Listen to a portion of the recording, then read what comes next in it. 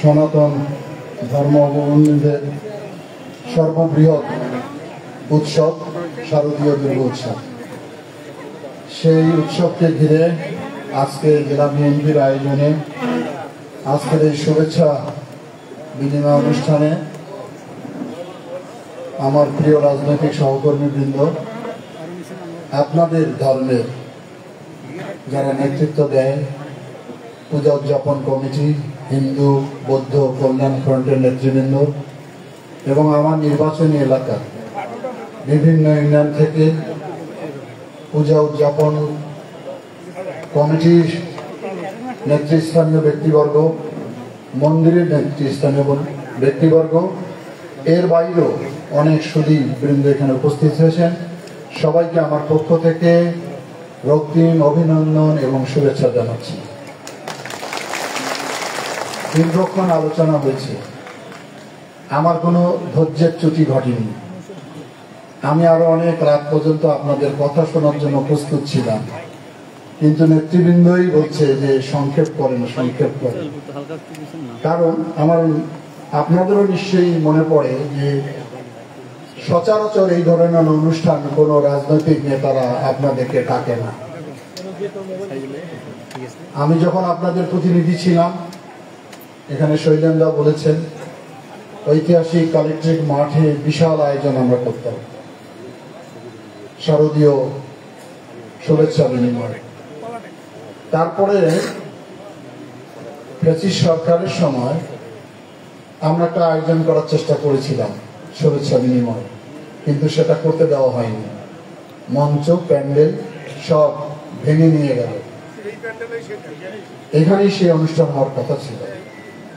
এতে কি বাংলাদেশ, যে বাংলাদেশের জন্য আমার পিতা সহ ৩০ লক্ষ মানুষ শহীদ হয়েছে, ২ লক্ষ মা বোন ইজ্জত দিয়েছে, একটা রক্তক্ষয়ী সংগ্রামের মধ্যে একটি দেশ আমরা পেলাম, সেই দেশের চিত্রটা হতে পারে না।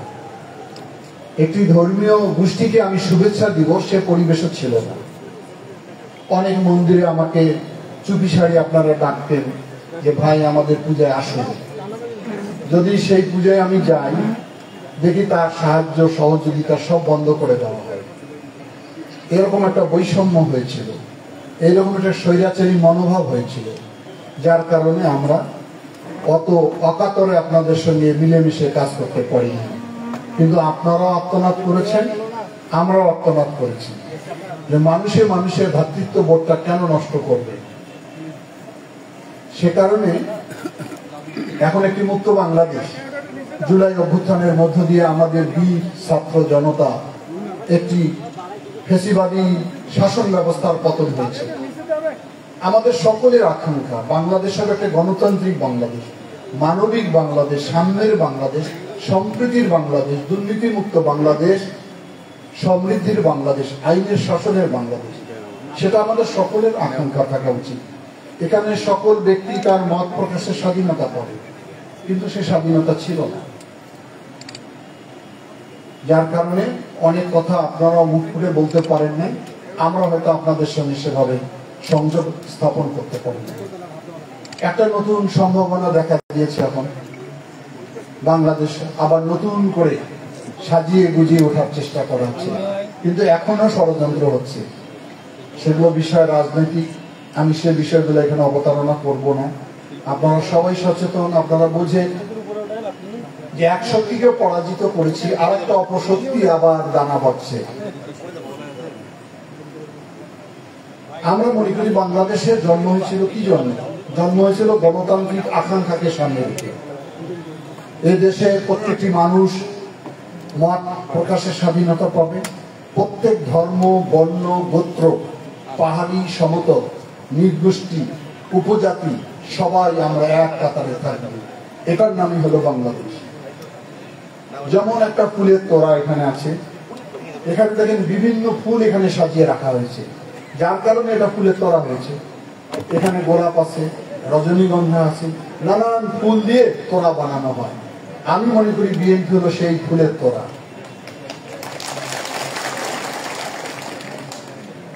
আমরা আমাদের পতাকা তলে, জাতীয়তাবাদের পতাকা তলে আমরা সব ধর্ম, গোষ্ঠী, বর্ণ এক কাতারে আনতে চাই। সেই রাজনীতি আমরা করি। এ কারণে এই বাংলাদেশের যদি নিরাপত্তার কথা বলে, সার্বভৌমত্বের কথা বলে, আপনারা আপনাদেরকে সবসময় সংখ্যালঘু সংখ্যালঘু বলেই যাচ্ছেন, কিন্তু আমাদের নেত্রী বেগম খালেদা জিয়া বলছেন না, আপনারা সংখ্যালঘু না। এটা বলে নিজের অস্তিত্বটা আপনাদের নিজেরাই হুমকির মধ্যে ফেলে দেন। বারবার রাজনৈতিক পট পরিবর্তন হয়ে যায়, সবচেয়ে বেশি ক্ষতিগ্রস্ত না আপনারা। 5 তারিখের পর বাংলাদেশে কিছু বিচ্ছিন্ন ঘটনা ঘটেছে। আমার জেলায় হয়তো ঘটনার চেষ্টা করা হয়েছিল, কিন্তু আপনারা সবাই সাক্ষী যে রাত 10টায় আমি কতগুলো মাইক বের করে সবাইকে শান্ত থাকার আহ্বান জানিয়েছি। আমার নেত্রী বেগম খালেদা জিয়া একটি যুগান্তকারী কথা বলছেন যে পরাজিতর উপর যদি প্রতিশোধ দেওয়া হয় তাহলে বিজয়ের আনন্দ থাকে না। তাহলে উনি সামনের ডাক দিয়েছেন, ভালোবাসার ডাক দিয়েছেন। উনি ব্যক্তিগতভাবে এত নির্যাতিত হয়েছেন, 6 বছর জেল খেটেছেন, এত বৃদ্ধ বয়সে মৃত্যুর সঙ্গে পাঞ্জা লড়েছেন। তারপরে উনি কিন্তু একটা প্রতিহিংসা পড়েন কথা এখন পর্যন্ত বলে না, নামটাই উচ্চারণ করেন না, ফেসিবাদের নেত্রী বলেন না। আর উনি তো প্রতি মিনিটে সেকেন্ডে অসংখ্য অশ্লীল ভাষায় আক্রমণ করত, যা মুখে উচ্চারণ করতে পারি না। এখানেই মানুষ তফাৎ খুঁজে পায় যে খালেদা জিয়া হচ্ছে দেশমাতা। ওনার যোগ্যতায় উনি দেশমাতা উপাধি পেয়েছেন। উনি গণতন্ত্রের মা। কেন? উনি সংগ্রাম করেছেন 9 বছর এরশাদের বিরুদ্ধে, মানুষের গণতান্ত্রিক অধিকারকে প্রতিষ্ঠা করার জন্য, যার জন্য তখন আমরা বলতাম উনি হলেন গণতন্ত্রের মা। আবার এই 17 বছর ফেসিবাদী একটা শাসনের বিরুদ্ধে মানুষের ভোটাধিকারের উদ্ধারের লক্ষ্যে বাংলাদেশের মানুষের টাকা লুটপাটের বিরুদ্ধে উনি প্রতিবাদ করেছেন। সেজন্য এখন বাংলাদেশের মানুষ তাকে বলে দেশমাতা বেগম খালেদা জিয়া। খালেদা জিয়া বাংলাদেশের মানুষকে ছেড়ে যায়নি, উনি যেতে পারতেন। এখানেই তুলনা করলে বুঝতে পারবেন ওনার দেশপ্রেম কেমন। উনি যত অসুস্থ ছিল, ওনার লিভারের সমস্যা, কিডনির সমস্যা, উচ্চ ডায়াবেটিস, প্রেশার, তারপরে উনি 6 বছর নিভৃতে জেলখানায় ছিলেন একটা কারণ, বাংলাদেশের মানুষকে মুক্ত করতে চায়। উনি যদি সরকারের সঙ্গে আপোষ করতেন তাহলে তো উনি ঠিকই বিদেশে চলে যেতে পারতেন, ওনার চিকিৎসার ব্যবস্থা হতো। সে প্রস্তাবও দেওয়া আছে বারবার, উনি প্রত্যাখ্যান করেছেন। কিন্তু আরেকজন 1 সেকেন্ড আপনাদের আমাদের তার নেতা কর্মীদেরও সে না রেখে পালিয়ে গেলেন। রাজনীতি করলে তো জেল হবেই। আমাদের তো অবস্থানটা আছে এখনই ফুলের মালা, এখনই জুতার মালা। তো আমি কেন ভয় করব? তাহলে তার অনুসারীরা, তার যারা এতদিন তার পক্ষে ছিলেন, তাদের কোনো খোঁজ খবর রাখলেন না, তারা বিপদে আছেন না, কোনো নির্যাতনের শিকার হচ্ছেন না, ভয়াবহ কোনো পরিস্থিতির মোকাবেলা করছেন, তা না ভেবে উনি নিজেকে বাঁচানোর জন্য চলে গেলেন। উনি কোনোদিন বাংলাদেশের নেত্রী হতে পারে না। নিজেকে যিনি করেন, উনি বলতেন যে আমি অমুকের মেয়ে, আমাকে বন্দি করে রাখো। সে সাহসটুকু উনি দেখাতে পারেনি, কিন্তু খালেদা জিয়া পেরেছে। এখানেই তফাৎ, এখানেই ভালোবাসা, এখানেই বাংলাদেশ। আমার নেতা তারেক রহমান বলে সবার আগে বাংলাদেশ। কত যুগান্তকারী স্লোগান দেখেন। আর ওনারা বলতো তোমারটাও আমার, আমারটাও তোমার। অর্থাৎ সবার আগে বাংলাদেশ। অর্থাৎ বাংলাদেশে কারা? বাংলাদেশে 20 কোটি মানুষ আমরা। এখানে হিন্দু, বৌদ্ধ, খ্রিস্টান, মুসলমান সব ধর্মের লোক আমরা বসবাস করি একসঙ্গে। এটা সবার আগে বাংলাদেশ।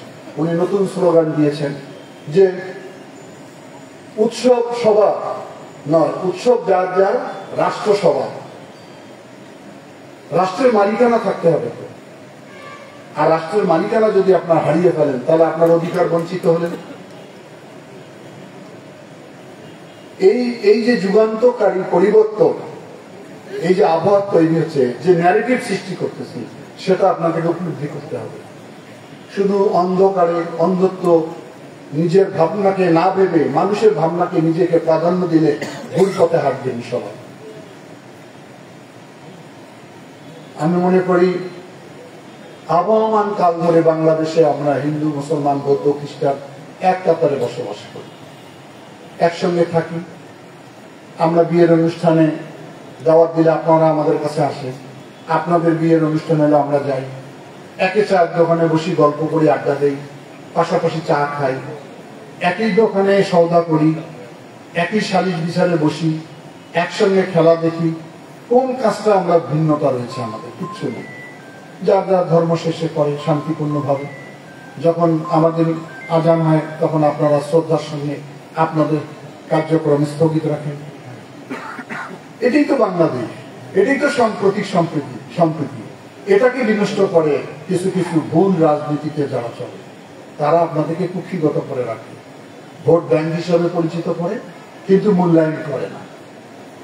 মূল্যায়ন যদি করতো তাহলে ওনাদের উচিত ছিল 17 বছরে আপনাদেরকে এইভাবে ডেকে সম্মানিত করা।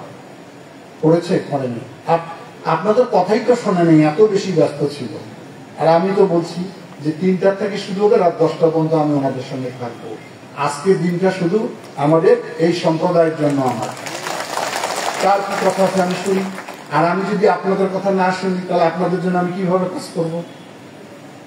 আপনাদের মনের বাসনা কি, আকাঙ্ক্ষা কি, জিজ্ঞাসা কি, প্রশ্ন কি, কি দাবি, এগুলো তো আমাকে জানতে হবে। ওনাদের জানার সময় ছিল না। ওনার তো জানে যে আমাদের এগুলো দিলেও আছে, না দিলেও আছে। যার কারণে আপনাদের কোন অনুষ্ঠানের প্রতি মমতা ভালোবাসা ছিল না, জবাবদিহিতার মধ্যে তার ছিল না। আমি আশা রাখি বিশেষ করে এখানে সকল সম্প্রদায়, শুধু আপনাদের না, খ্রিস্টান সম্প্রদায়ের প্রেমী যেটা, তাদেরকে আমার বলার সঙ্গে সঙ্গে অনুমতি দিয়েছে যে অনুষ্ঠান করে, তাহলে নিশ্চয়ই তাদের সঙ্গে আমার আন্তরিকতা আছে, না হলে তো দিত না। আপনাদেরকে আমি আহ্বান জানিয়েছি। আমার মনে হয় আমার চিঠি পাওয়ার পর একজনও ব্যক্তি বাকি নাই যিনি উপস্থিত হননি এখানে। তাহলে কত বড় ভালোবাসা, কত বড় টান। আমি তো এখনো প্রতিনিধি হইনি, আমি তো নির্বাচিত কেউ না। আমি এখন শুধু আসাদুল হাবিব গুরু একজন ব্যক্তি। এই ব্যক্তির আহ্বানে আপনারা যে সাড়া দিয়েছেন, এটা আমাকে অনেক উৎসাহিত করেছে, আনন্দ দিয়েছে যে আমার ডাকে সবাই সমস্বরে এখানে আপনারা হাজির হয়েছেন।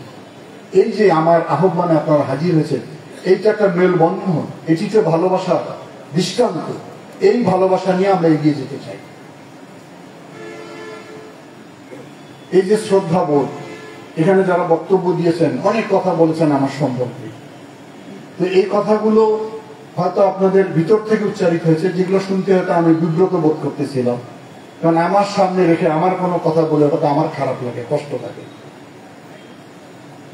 এটা যদি আমার অন্তরালে, আমার জানার বাইরে, আপনাদের সমাজে, আপনাদের গোষ্ঠীতে আপনারা যদি আলোচনা না করেন, সেটা হবে সবচেয়ে কার্যকরী। আমরা কিরকম লালমনিরহাট দেখতে চাই? আমি সব ধর্মের, সব পেশার লোককে ডেকেছিলাম জুলাইয়ের পরে। ওনারা অনেক উপদেশ দিয়েছেন, প্রস্তাব দিয়েছেন, 116টা পরামর্শ দিয়েছেন আমাকে। আমরা এগুলো সব লিপিবদ্ধ করেছি। তারপর আমি বলেছি আলোকিত লালমনিরহাট, আমার যে সামাজিক আন্দোলন, সেটা তো স্থগিত হয়ে গেছে। এখন যেখানে যাবেন, আজকে যুব সমাজ নেশাগ্রস্ত হয়েছে, আজকে মোবাইলে ক্যাসিনো খেলছে, জুয়া খেলছে, সমাজ তো ধীরে ধীরে নষ্ট হয়ে যাচ্ছে। কিভাবে আমাদের এই সামাজিক আন্দোলনটাকে আমরা এগিয়ে নিতে পারি?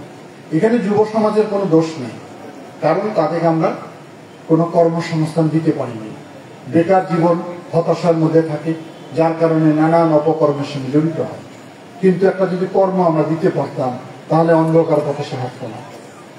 সেটার ব্যবস্থা হয়নি। আমি বলেছি যে মসজিদ ভিত্তিক, মন্দির ভিত্তিক ওই সমাজে কারা কারা নেশাগ্রস্ত হয়েছে তার তালিকা করেন, আলোচনা করেন, ওই সমস্ত ছেলেদের সঙ্গে বৈঠক করেন, তাদেরকে শুধরানোর পথ বলে, ভালো পথে আসতে বলেন। হয়তো কিছু কিছু লোক আপনাদের কথা শুনবে, কোনো কোনো ছেলে হয়তো শুনবে না। তাহলে তখন তাদেরকে কি করব? কাউন্সিলিং করব, নিরাময় কেন্দ্র নিয়ে যাব। তারপরে যদি না শোনে তাহলে আইনের ব্যবস্থা করতে হবে। কিন্তু সরাসরি যদি শুধু আইন প্রয়োগ করতে চান, তাহলে এই যুব সমাজ ঠিক হবে না। তাকে যদি মানসিকভাবে মানুষত্বর মধ্যে ফিরে না নিয়ে আসি, শুধু ভয় দেখে, জুজুর ভয় দেখে কোনো মানুষ ঠিক হয় না। তাহলে তিনটে স্তরে যদি আমরা কাজ করি এক সময়, যেমন লালমনিরহাট আলোকিত ছিল, আবার আলোকিত হয়ে উঠবে। অনেকে জিজ্ঞাসা করে বাইরে যে না আমাকে দুলু ভাই আলোকিত লালমনিরহাট কি, মানে কি লাইট টাইট দিয়ে আলো করে দিচ্ছেন নাকি? আমরা না না, এই আলো হলো মনের আলো, ভালো মানুষের আলো। মন ভালো না থাকলে লাইট দিয়ে আমি কি করব? লাইটের নিচে যদি গাঁজা খায় বসে লাভ কি? সুতরাং ভালো মানুষের কোনো বিকল্প নাই। সুস্থ সমাজ করতে গেলে সকলকে সুন্দর শাশ্বত মানুষ হিসেবে তৈরি করতে হবে। সেই কাজটা আমাদেরকে সকলে করতে হবে। এটা অনেক বড় কাজ, বৃহৎ কাজ, কিন্তু সকলের সহযোগিতা লাগবে। আপনারা যদি মনে করেন যে না আমার এই মন্দির ঘিরে যতগুলো আমাদের সমাজের লোক বসবাস করে, আমরা একটা সার্ভে করে দেখি কারা কারা জড়িত রয়েছে, তাদের তালিকা করেন, তাদের সঙ্গে মত বিনিময় করেন, কাউন্সিলিং করেন, দেখবেন অনেকখানি ঠিক হয়ে যাবে। এই কারণে আলোকিত শুধু অবকাঠামোর উন্নয়ন হলে হবে না, এটার দরকার রয়েছে। অবকাঠামোর উন্নয়নের দরকার রয়েছে, রাস্তাঘাট করতে হবে, স্কুল কলেজ করতে হবে, মসজিদ মন্দিরের উন্নয়ন করতে হবে, এগুলো সবই ঠিক আছে। কিন্তু দেখা গেল এখানে বিক্রি মানে চলে গেছে। এই যে শেখ ফজলুল করিম বালিকা বিদ্যালয় যখন আমরা প্রতিষ্ঠা করলাম, কত সুনামের সঙ্গে স্কুলটা চলত। এখন দেখেন সেই স্কুলে একদম ধ্বংসস্তূপে পরিণত হয়েছে। আমার বলতে দ্বিধা নাই, যিনি হেডমাস্টার হয়েছেন উনি আমার দলের লোক ছিল। সে আমাকে বলল যে ভাই আমি শেখ ফজলুল করিমের হেডমাস্টার, আমি তোমাকে কেন চাকরি দিবে? তোমাকে তো চাকরি দিবে না। বলেন আমি কন্ট্রাক্ট করছি, বিটাপিটি হয় 18 লক্ষ টাকা দিয়ে চাকরি না হেডমাস্টার।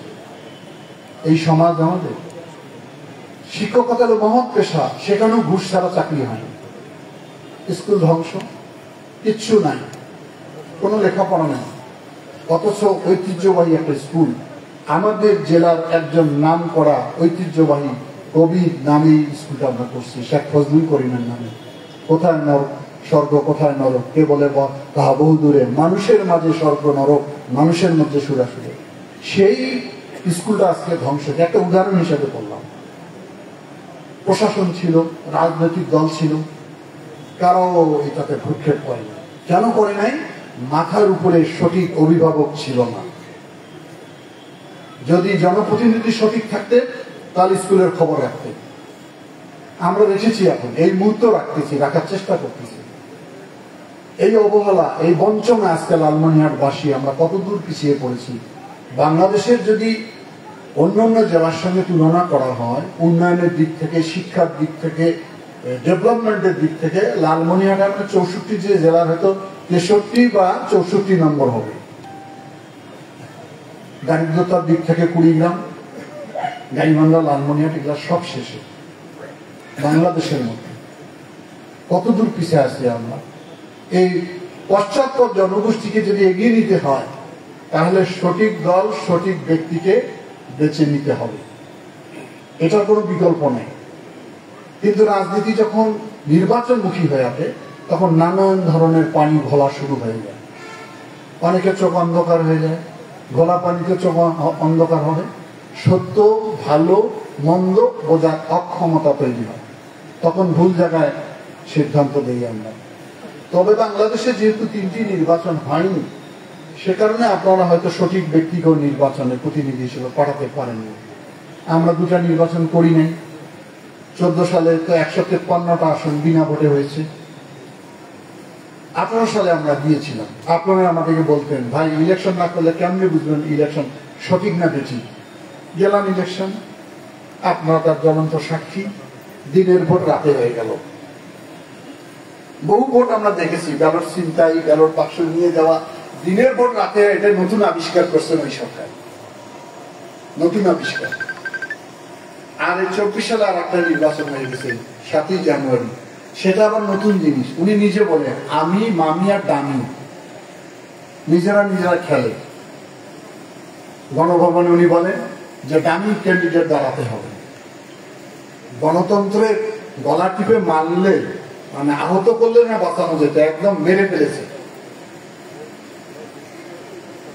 সেই অবস্থা থেকে একটা পরিবর্তনের হাওয়া আমরা পাচ্ছি। সরকার বলছে যে ফেব্রুয়ারিতে নির্বাচন হবে। এখন এই নির্বাচন নিয়ে নানান সবক, নানান আলোচনা। কি আলোচনা? নির্বাচন ফেব্রুয়ারিতে হতে দিব না, এটার দাবি না পাশ করলে, ওটার দাবি পাশ না করলে।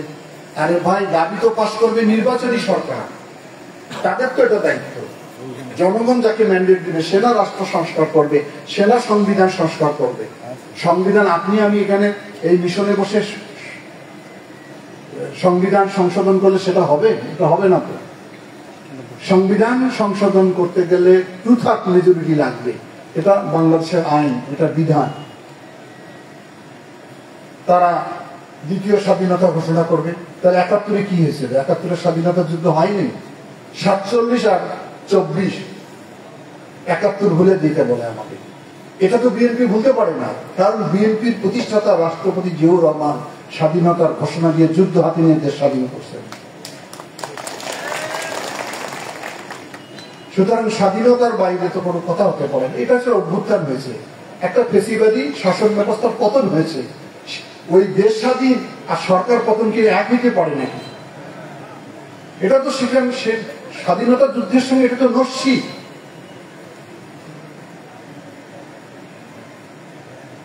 এখন নতুন বাহানা শুরু করছে, পিআর পদ্ধতি দিতে হবে। পিআরটা কি অনেকেই বোঝেন না, এটা আমাদের দেশের লোক জানেও না। পিআর পদ্ধতি না হলে নির্বাচন করতে দিব না। এখন মনে করেন এই লালমনিরহাট ৩ আসন, বাংলাদেশের 18-3। এখানে আপনারা যারা ভোটার, সম্মানিত ভোটার, তারা খোঁজ করবেন কোন কোন ক্যান্ডিডেট কোন কোন দল থেকে দাঁড়িয়েছে, তার আচার ব্যবহার কেমন, তার যোগ্যতা কেমন, তার দক্ষতা কেমন, তার লেখাপড়া কেমন, মানুষের সঙ্গে সদ্ভাব কেমন, উন্নয়ন কতটুকু পারবে, এগুলো বিচার বিশ্লেষণ করে আপনার প্রার্থী দেখে ভোট দেবেন। যিনি জয়লাভ করবেন তার কাছে আপনি যাবেন, আপনার সমস্যার কথা বলবেন, দুঃখ হইলে তার সঙ্গে শেয়ার করবেন, আনন্দ হইলে ভাগিদার হবেন। তা হবে না, কোনো প্রার্থী থাকতে পারবে না। এটা কোনো ভোট হবে? কেউ যাবে কেন্দ্রে, আপনি দিবেন লালমনিরহাটে ভোট, আর আপনার এমপি আসবে গোপালগঞ্জ থেকে। এখন যারা বলে যে মনোনয়ন বাণিজ্য হবে, এটা তো আরো বড় বাণিজ্য করবে। যারা কোটি কোটি টাকার মালিক, হাজার কোটি টাকার মালিক, তারা কেন্দ্রকে কিনে ফেলবে যে আমাকে লালমনিরহাট আসনটা দেন, আমি 10 কোটি টাকা দিব, বিক্রি হবে। যারা অপবাদ দিচ্ছে যে এখানে মনোনয়ন বাণিজ্য হবে, সবচেয়ে বেশি বাণিজ্য হবে এমপি। দেখা গেল যে এই আসনে কোনো এমপি নেই, ভাগাভাগি করে 20 গ্রাম আসনে 4 জন দিছে, বিএনপিও দিছে, জামাতও দিছে, এনসিপিও দিছে, ইসলামিক শাসনতন্ত্র আন্দোলনও দিয়ে রাখছে। লালমনিরহাট নাই, এমপি শূন্য। এটা তো আমরা মানতে পারি না। জবাবদিহিতা থাকবে না। ওই ভদ্রলোক আসলে বলবে যে তোমরা কি আমার ভোট দিছো, যে তোমার কথা আমার শুনতে হবে। মানুষ কাছের লোককে, ভালোবাসার লোককে তার প্রতিনিধি করতে চায়, আপদে বিপদে তার পাশে থাকতে চায়। নতুন ষড়যন্ত্র। এ ব্যাপারে বিএনপির স্থান পরিষ্কার, স্বাধীনতার ব্যাপারে যেমন পরিষ্কার, এটার ব্যাপারেও পরিষ্কার। সংবিধানের ব্যাপারে আমরা পরিষ্কার বলেছি, সংবিধান সংশোধন হবে। সংবিধানে যে সমস্ত খারাপ জিনিস রয়েছে বা অপশাসন তৈরির উপাদান রয়েছে তা আমরা পরিবর্তন করি, আলোচনা করি, কিন্তু 72-এর সংবিধানই মানি না। এই 72-এর সংবিধান করতে তো এত লড়াই, সংগ্রাম, রক্তপাত হয়েছে আমাদের। সংবিধান সংশোধন হবে মানুষের প্রয়োজনে, মানুষের চাহিদায়, মানুষের জীবন ব্যবস্থা পরিবর্তন অবশ্যই হবে। নতুন সংবিধান করতে হবে, সেকেন্ড রিপাবলিক ঘোষণা করতে হবে। অনেক জটিল। এখন আগে ছিল একটা ফেসিবাদী সরকারের বিরুদ্ধে লড়াই, এখন নানান ষড়যন্ত্রের ঘোলের মধ্যে আমরা পড়েছি।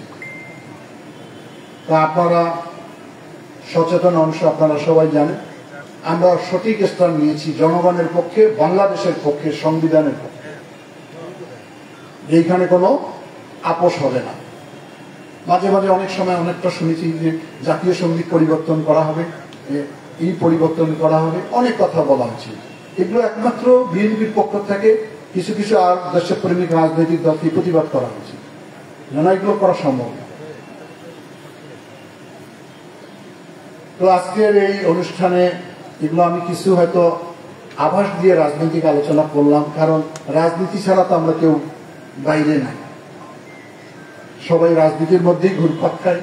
যারা শিক্ষকতা করেন, আইনজীবী যারা রয়েছেন, ব্যবসা, কৃষিকাজ করেন, সকলের ভিতরে রাজনীতি, কারণ রাষ্ট্র চালায় রাজনীতিবিদ।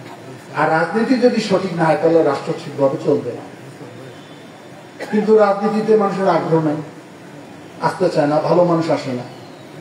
কারণ রাজনীতিতে ঝুঁকি রয়েছে, জেল রয়েছে, খুন রয়েছে, হত্যা রয়েছে, যার জন্য ভালো মানুষ, মেধাবী লোক আসে না, খারাপ লোক আসে। আর আপনারা বলেন দেশ ভালো চলে না কেন? ভালো ভালো মানুষ আসেন রাজনীতিতে। আপনি যদি বীজ ঠিক মতো না জমিতে বপন করেন তাহলে সেই বীজ থেকে তো ভালো ফসল কোনোদিনই আশা করা যায় না। তা আমাদের গোড়াতেই তো বলো, একটা ছেলে যদি মেধাবী হয়, এখানে অনেক গার্জিয়ান রয়েছেন, আমি যদি জিজ্ঞেস করি যে আপনার ছেলের তো বিলিয়ন, আপনার ছেলেটা আমার রাজনীতিতে দেন, একদম জোর হাত করবেন, দাদা দোহাই লাগে, আমার ছেলেকে জীবন নষ্ট করেন না। কি করবেন আপনার ছেলে? তাহলে আমার ছেলে কমিশন হবে, আর্মির সেকেন্ড লেফটেন্যান্ট হবে, আমার ছেলে বিসিএস ক্যাডার হবে, আমার ছেলে সরকারি চাকরি পাবে, কাস্টম অফিসার হবে, সাব রেজিস্ট্রার হবে। ওই আকাঙ্ক্ষার মধ্যে আমরা সবাই আছি। তাহলে সবাই যদি ভালো ভালো লোকগুলোকে ওই সমস্ত কাজে দেন, তাহলে এই অঙ্গনে কাজ করবে কে? আমাদের আওতায় সেনাবাহিনী, আমাদের আওতায় পুলিশ, আমাদের আওতায় প্রশাসন। তো প্রশাসনের লোক যদি মেধাশূন্য হয়, তার রাষ্ট্র ভালো চলতে পারে না। কেউ রাজি হবে না, আমি জানি।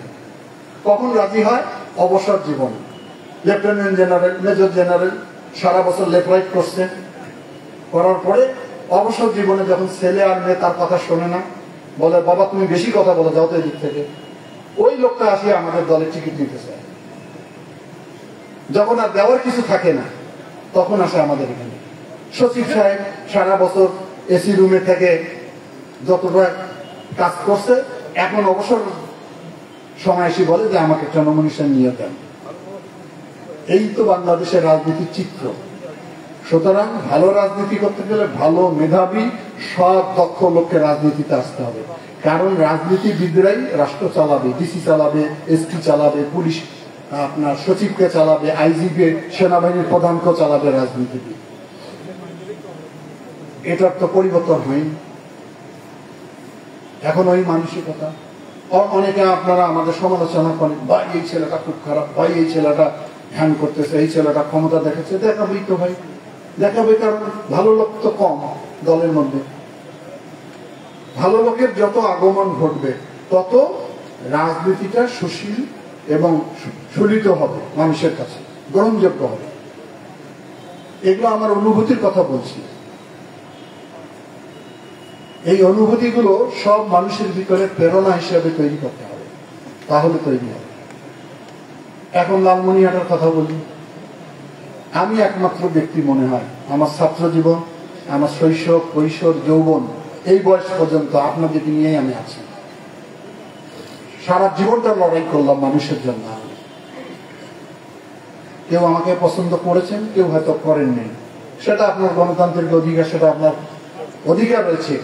সব মানুষকে তো, এক মানুষ তো সব মানুষের ভালোবাসা পেতে পারে না। কিন্তু আমি মানুষকে, লালমনিরহাটকে ভালোবাসি। কেন বাসছি? কারণ এইখানে আমার জন্ম হয়েছে, আলো বাতাসে আমি বড় হয়েছি। প্রত্যেকটা মানুষ তার বাড়ির প্রতি তার প্রাণ ভালোবাসা থাকে, সবাই থাকে।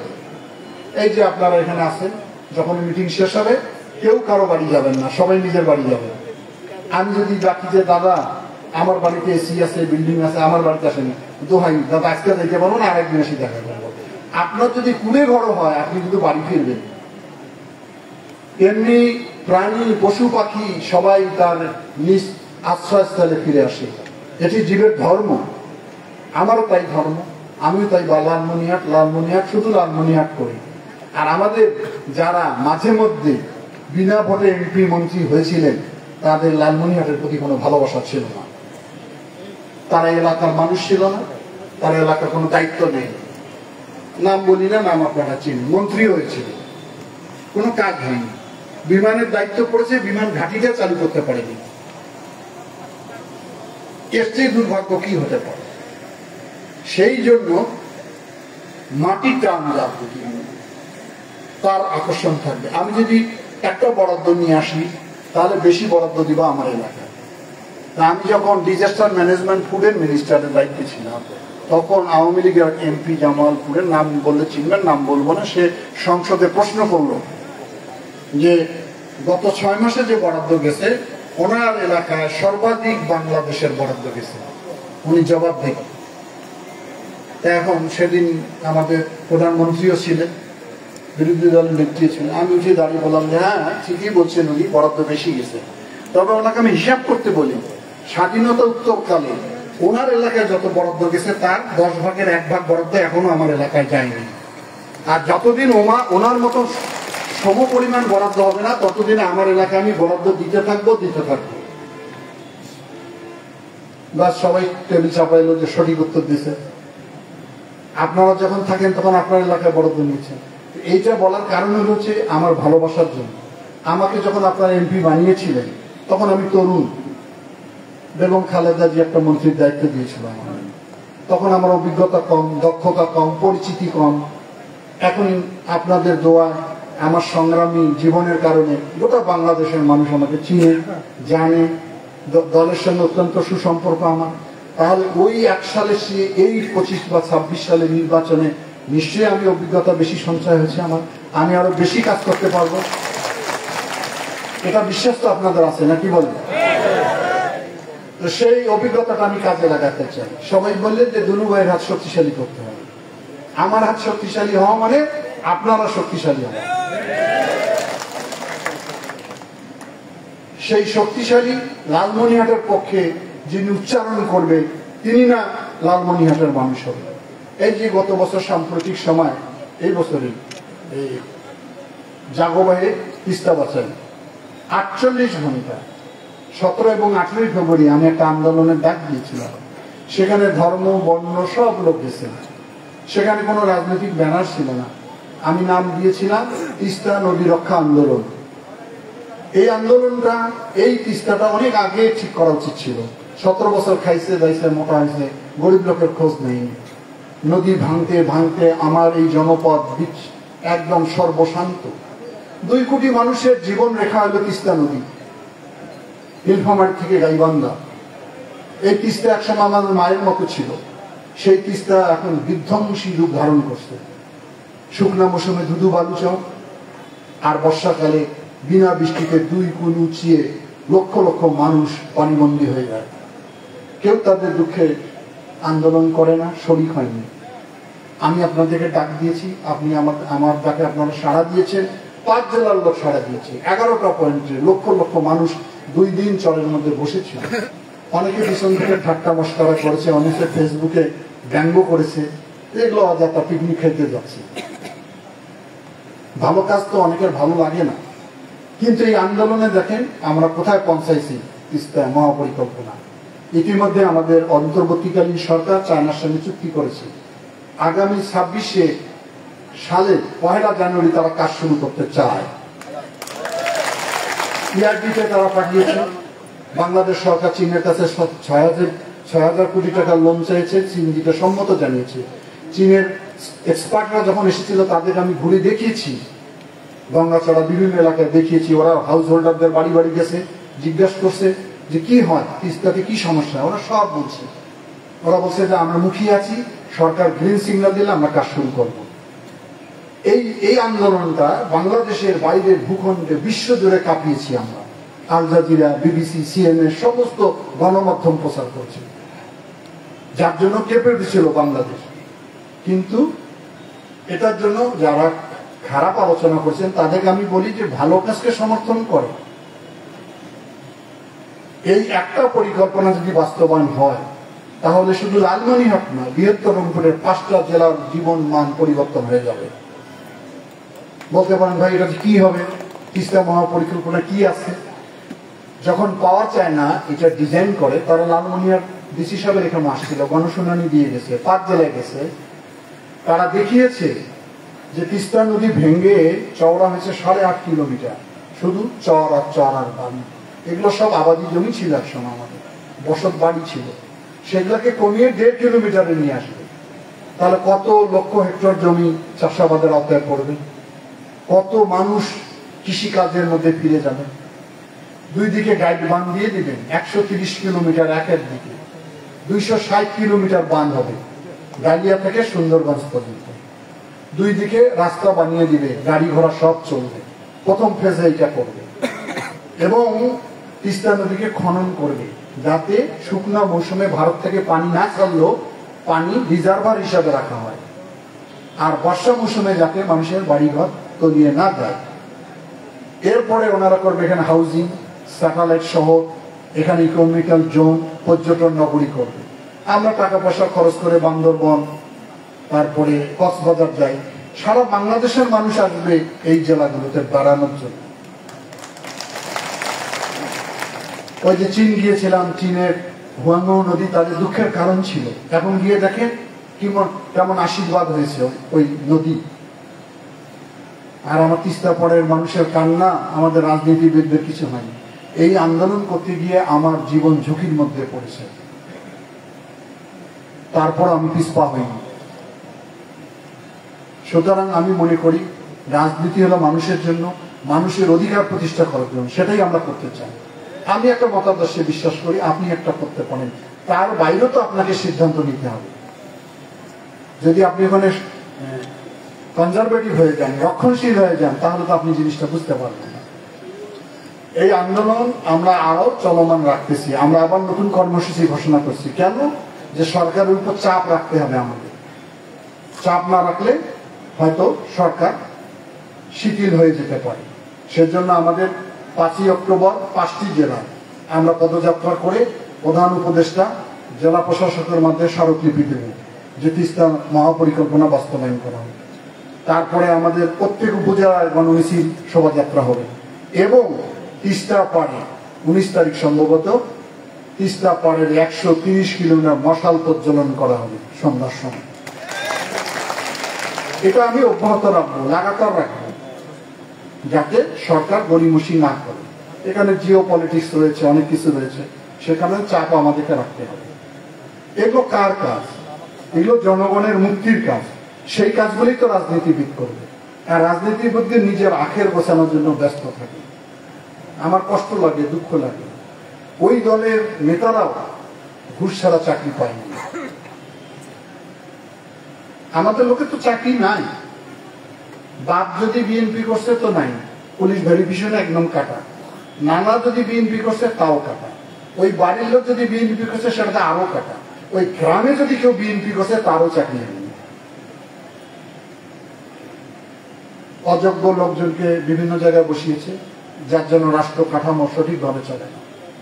আমি আশা করি, আমার অনেক কল্পনা, অনেক বাসনা, অনেক স্বপ্ন লালমনিরহাটকে নিয়ে, কিন্তু 17টি বছর শুধু সংগ্রাম আন্দোলন করতে জীবনের সোনালী দিনগুলোই নষ্ট করে পারলাম না। যদি ধারাবাহিকভাবে আমি থাকতে পারতাম, তাহলে আমি মনে করি যে আমি মনের মাধুরী দিয়ে লালমনিরহাটকে তৈরি করে দিতে পারতাম, পারি না। এখন আমাদের আজকে যে যারা আপনারা উপস্থিত সনাতন ধর্মের সুধী মণ্ডলীরা, আপনারা অনেক সময় নিজের নিরাপত্তার অভাব বোধ করেন। সংখ্যায় কম হওয়ার কারণে এটা হয়, এটা পৃথিবীর বিভিন্ন দেশে হয়। আপনারাও ওই আশঙ্কায় ভোগেন। আমি সবসময় দায়িত্বহীন কণ্ঠে বলি, কোথাও কোনো সমস্যা তৈরি হলে নিজেরা না করলে আমাদেরকে বলেন, আমরা অবশ্যই আপনাদের পাশে আছি, পাশে থাকি আমরা সবসময়। গত দুর্গাপূজায় একটা অস্থির অবস্থা ছিল দেশে, তখন আমাদের দলের ভারপ্রাপ্ত চেয়ারম্যান আমাদেরকে নির্দেশ দিয়েছে, আমরা প্রত্যেকটা মণ্ডপ মন্দিরে আপনাদের পাশে আমাদের লোক দাঁড়িয়েছিল, পাহারা দিয়েছিল। কিন্তু পাহারা কেন দিবে এটা আমার প্রশ্ন। আমার ধর্ম আমি পালন করবো, তোমার ধর্ম তুমি পালন করো, আমি পাহারা দিতে হয় কেন?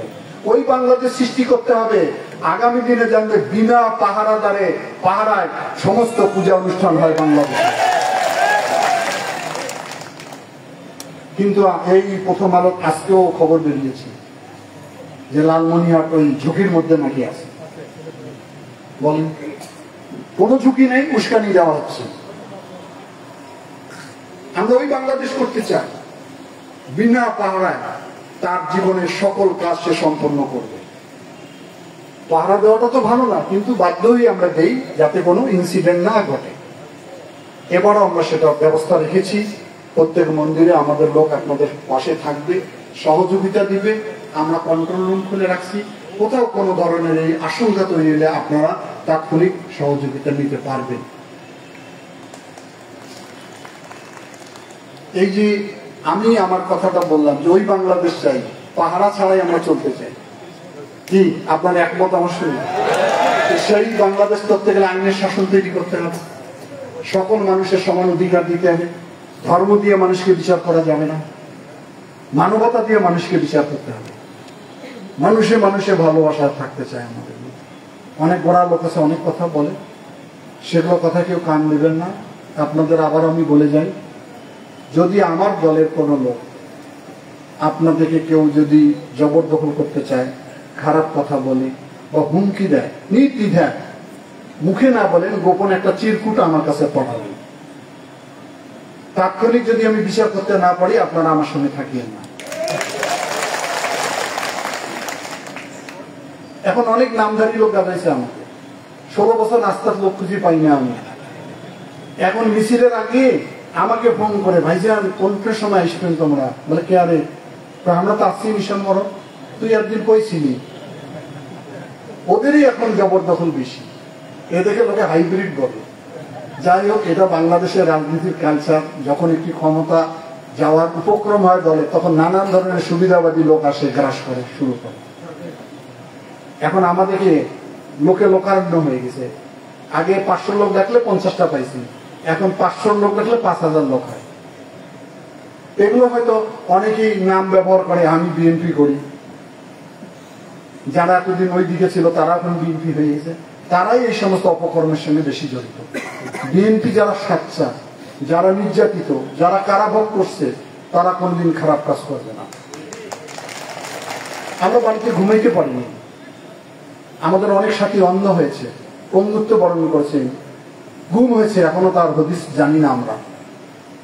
আমার প্রিয় নেতা তারেক রহমান, নিশ্চয়ই আপনারা সবসময় তার বক্তৃতা শোনেন, কিরকম কথা বলতেছে উনি, দেখেন কিরকম সাবধান করতেছে আমাদেরকেও এবং জনগণকে কিভাবে আশ্বস্ত করতেছেন উনি। ওনার মানসিকতা আমি জানি। এই সাম্প্রতিক সময় আমাদের সঙ্গে বৈঠক হয়েছে, তখনও বলছে যে দুর্গা উৎসবে আপনারা সবার সঙ্গে কাছে থেকে মিলেমিশে তারা যাতে আনন্দের সঙ্গে করতে পারেন, সব রকম ব্যবস্থা করেন। আবার গত পরশুদিন আবার জিজ্ঞাসা করছে কি করলেন। আমি বললাম যে আমরা প্রত্যেক মন্দিরে আমাদের স্বেচ্ছাসেবক পাঠাবো। আমি ওনাদেরকে একটা বিরাট শুভেচ্ছা অনুষ্ঠানে ডেকেছি, মন্দিরের সব লোকজনকে, তাদেরকে আমি আমার পক্ষে কথা বলবো এবং পূজা 3 দিন, সপ্তমী, অষ্টমী, নবমীর দিন যতটা মন্দিরে যাওয়ার সক্ষম হয় ততটাতে আমরা যাব। এখন আমরা আমাদের কাজ করব আপনাদের নিরাপত্তার জন্য, লালমনিরহাটের ভবিষ্যতের জন্য, লালমনিরহাটের উন্নয়নের জন্য। আপনাদের একদিন 1 মিনিটের কাজ করতে হবে। আপনারা সবাই বলছেন, নেতারা যারা ভাষণ দিচ্ছে সবাই ওই কথা বলছে, করা হবে করা হবে করা হবে। আমি মনে করি আপনাদের সম্প্রদায়ের কাজটা আপনারাই করবেন, এখানে অন্য লোককে আমি দায়িত্ব দিব না। কিন্তু আমি সেদিন আলোচনা করছি, আমি নেতৃবৃন্দের সঙ্গে বসবো, বসে বলো যে ভাই আপনারা আপনাদের কাজটা আপনারা গোছাই দিবেন, ওখানে আমাদের লোক কোনো যাবেও না, ঝামেলাও করবে না, কথাও বলবে না। আপনাদের ওই যে সুরেন্দ্রকে একটু বললাম আমি যে গুরু মন্ত্রটা দিয়ে তো মন্ত্র দিয়ে দিবেন। আর আমি বিশ্বাস করি জগন্নাথ হল বাংলাদেশে একটা ইন্ডিকেশন দিয়েছে, ওরা মেধাবী, ওরা ভবিষ্যৎ। ওই ওই ওই নির্দেশনাটা যদি আপনারা অভিভাবকরা মনে রাখেন, তাহলে সিদ্ধান্ত নিতে কোনো কষ্ট হবে না। কথা আমি শেষ করে আমি মনে করি আপনাদের আমি দেখে শুভেচ্ছা বিনিময় করি। কেন আপনারা এত মন খোলা কথা বলতে পেরেছেন, অন্য কোন দল কোন লোক এভাবে আপনাদেরকে ডাকে না। তারা যে একটু শুরুতে বলছি, তারা তো ক্যাশ মনে করে, আমাদের এই জিনিস দেখার দরকারটা কি। আমি মনে করি আমি ভালোবাসা দিতে চাই, ভালোবাসা পেতে চাই, ভালোবাসার বন্ধনে আমি বন্ধুত্বকে দৃঢ় করতে চাই। আর আমার কর্মদক্ষতা, আমার কাজের স্পৃহা, আমার ব্যক্তিগত চরিত্র, আমার সমস্ত কিছু আপনারা আয়নার মতো দেখতে পান। সুতরাং সেখানে যদি আমার স্পট থাকে, আপনারা আমাকে নির্দ্বিধায় বলবেন যে দুলু ভাই যে আপনি সংশোধন হন। আমি অবশ্যই সংশোধন হব, কারণ দোষে গুণে মানুষ। আমি যে সব দোষের ঊর্ধ্বে তা তো না, আমারও তো দোষ আছে, সেটা তো আমি মনের অজান্তে বুঝতে পারি না, সেটা আপনারা আমাকে সংশোধন হতে বলবেন। আপনারাই তো বিচারক আমাদের, আপনারাই তো বিচার করবেন। সে কারণে আপনারা মুখ বন্ধ করে যদি বসে থাকেন যে ভাইকে বলে ভাই বলে মন খারাপ, কোনোদিন আমি মন খারাপ করি। 5ই আগস্টের পর এখানে পূজা উদযাপন কমিটির হীরা দল আছে, এনারা সবাই ছিল। কতবার বৈঠক হয়েছে ওনাদের সঙ্গে জিজ্ঞেস করলাম, কতবার আমি সময় দিয়েছি, যখন যেখানে বলছি আমি সেখানে হাজির হয়েছি। জন্মাষ্টমীতে গিয়েছি, গোশালা নিয়ে অনেক কথা হয়েছে। আমার একটা পরিকল্পনা রয়েছে গোশালা নিয়ে। এত বড় একটা সম্পদ আজকে অযত্নে অবহেলায় ধ্বংসপ্রাপ্ত, এটা কেমনে পারবো ঠিক করতে? ক্ষমতার প্রয়োজন হবে, পাবলিক এটা করা যাবে না। আমার স্বপ্ন আছে সিন্দুরমতি পুকুর নিয়ে। সিন্দুরমতি পুকুর আপনাদের সবচেয়ে ঐতিহ্যবাহী তীর্থস্থান। এই সিন্দুরমতি পুকুরের তীর্থ পবিত্র স্থানটাকে বিগত 16টি বছর কিভাবে অপবিত্র করছে তার জ্বলন্ত সাক্ষী আপনারা। জুয়া, মদ, হাউজি, উলঙ্গ নৃত্য, মানুষের টাকা পয়সা লুট, মেলার ঐতিহ্যের শেষ। আমরা ক্ষমতায় যাইনি, এবার মেলা হয়েছে দেখেন, একদম মুক্ত। আমি নিজে গিয়েছি, আমার সব কর্মীকে ওখানে দাঁড় করিয়ে রেখেছি।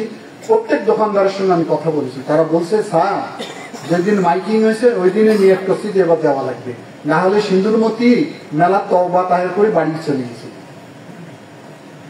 এই সিন্দুরমতি একটা ঐতিহ্যবাহী। আমার এখানে যারা বেড়াতে আসে বলে যে ভাই কোথায় নিয়ে যান? আমি চলেন সিন্দুরমতি একটা ঐতিহ্যবাহী জায়গা, চলেন যাই। পুকুর পাড়ে যাকে এটা কোনো ঐতিহ্যবাহী হইল? এটা কি আসলে? তো কি কিছুই তো নেই। এটার যে একটা ঐতিহ্য আছে সেটি তো আমরা ধারণ করে রাখতে পারি না। এটা নিয়ে আমার একটা মহাপরিকল্পনা আছে। এই পুকুরটা সংস্কার করতে হবে, এই পুকুরটাকে ঘিরতে হবে, এই পুকুরটা দর্শনীয় জায়গা করার জন্য একটা স্পট বানাইতে হবে আমাদেরকে, যাতে করে বাইরের লোক যারা আসবে তারা যেন সিন্দুরমতি গিয়ে বলে যে হ্যাঁ ঠিকই একটা ভালো জায়গায়। আমি যতটুকু কাজ করে রাখছি অতটুকুই আছে, ওই ঘাটলা বান্ধিয়ে দিচ্ছে, ওই শেষ, আর কিছু নেই। যতগুলো গাছ লাগিয়েছিলাম একটা গাছও নেই। এটা তো আপনাদের দর্শনীয়। ওই যে বুড়ি দিকে বক্তৃতা দিল বিদ্যেশ্বরী, ঘাটলা বানিয়ে দিছি। কালকে এক লোক বলে নারকেল পাড়ে আর ওইখানে ভাঙিয়ে টাইলস সব ভাঙিতেছে। কারা নারকেল খায়? ওই গাঁজা পার্টি, ওই দলের লোক। ঘাট নাই। আমি গত দুর্গা পূজায় গেছিলাম ওদের কাছে, এর আগে একদিন গেছি, আমি যাওয়ার সময় একটা লোক নেই, সব পিছন দিয়ে চলে গেল। আমি কিরে ভাই, আর তো আমার আসা যাবে না এখানে। এই যদি অবস্থা হয় তাহলে কেমনি কি করবো? কিন্তু এগুলো হয়তো তাদের মানসিকতা, আমার মানসিকতা সেটা না। আমি মনে করি ওটাও একটা আমাদের ঐতিহ্যবাহী জায়গা। আমি বাউন্ডারি করে দিয়েছিলাম, ঘাটলা করে দিয়েছিলাম, কিন্তু সেটা এখন অযত্নে নষ্ট হয়েছে। সেটাকে সুন্দর করতে হবে। এরকম অনেক কাজ আছে। আমরা ট্রাস্টি বোর্ড থেকে কিছু টাকার ব্যবস্থাও করতেছি এবার মন্দিরগুলো সংস্কারের জন্য। ইতিমধ্যে কিছু নাম আমি নিয়েছি, নাম পাঠিয়েছি, বোর্ডের সঙ্গে আমি কথা বলছি। অনেক বেশি টাকা বরাদ্দ পাবেন আপনারা সেগুলো মন্দিরের জন্য। এগুলো আনার জন্য তো ধারণা থাকতে হবে, যোগাযোগ থাকতে হবে। সেই যোগাযোগের সেতু বন্ধনটা করবেন আপনারা। আপনারা 1 মিনিট কষ্ট করবেন, 5 বছর আপনাদের জন্য আমি কষ্ট করব। তো যাই, শেষ করি। আজকের এই শারদীয় শুভেচ্ছা অনুষ্ঠানে আপনারা আসছেন, আমি সবাইকে শুভেচ্ছা জানাচ্ছি। আশা করি আপনারা আপনাদের সর্ববৃহৎ এই দুর্গা উৎসবটা আনন্দের সঙ্গে, শান্তির সঙ্গে, নিরাপত্তার সঙ্গে আপনারা পালন করেন, এটাই আমাদের প্রত্যাশা। আর সব মন্দিরে আমাকে ডাকতেছেন, আমি নেতৃবৃন্দকে বলছি যে 162টা মন্দিরে কোনোভাবেই 3 দিনে যাওয়া সম্ভব হবে না, হেলিকপ্টার হইলেও পারবে না। তোমরা আমাকে একটা রুট ঠিক করে দাও। আর সকালবেলা কেউ ডাকে না, দাদা আসলে সন্ধ্যার পরে এসে, তখন ভক্ত থাকে। এক সন্ধ্যে আমি কয় জায়গায় যাব, সে কারণে ওনারা রুট ঠিক করলে আমি যতটা মন্দিরে যাই না কেন বাকি মন্দিরকে আমি শুভেচ্ছা জানাচ্ছি। তাদের সঙ্গেও আমার আজকে দেখে অভিনন্দন জানাইলাম। আপনারা মন খারাপ করবেন না, সময়ের কারণে আর এই কারণে সব মন্দিরে আমাদের পক্ষে যাওয়া সম্ভব হবে না। যতটা যেতে পারি আমি চেষ্টা করব, শরীর যদি সুস্থ থাকে অবশ্যই আপনাদের পাশে আমি যাওয়ার চেষ্টা করব। আজকের এই আনন্দ ঘন একটি বিশাল মিলন মেলা হয়েছে, এটা যেন আমাদের স্মৃতি পটে থাকে আগামী দিনে। কথা শেষ, সবাই থাকবেন।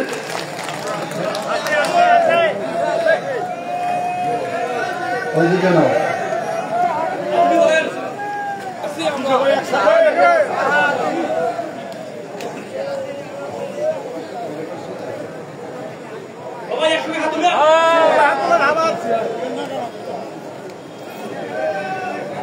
আর একটি কথা বলি, আপনাদের জন্য একটু সামান্য খাবারের ব্যবস্থা করছি। এখানে স্টিকার লাগানো আছে, 9টা ইউনিয়নের 9টা বুথ, পৌরসভার একটা। অনুগ্রহ করে হুলুস না করে, আপনারা তো শান্ত প্রকৃতির লোক, ধীরে ধীরে নেবেন। সবাইকে খাবারের একটা প্যাকেট দিবে আর আমার থেকে একটা উপহার দিবে আপনাদের, সেটা শান্তিপূর্ণ ভাবে আপনারা নিয়ে যাবেন। যার যার ইউনিয়ন সেই বুথে গিয়ে দাঁড়াবেন সবাই। ধন্যবাদ সবাইকে।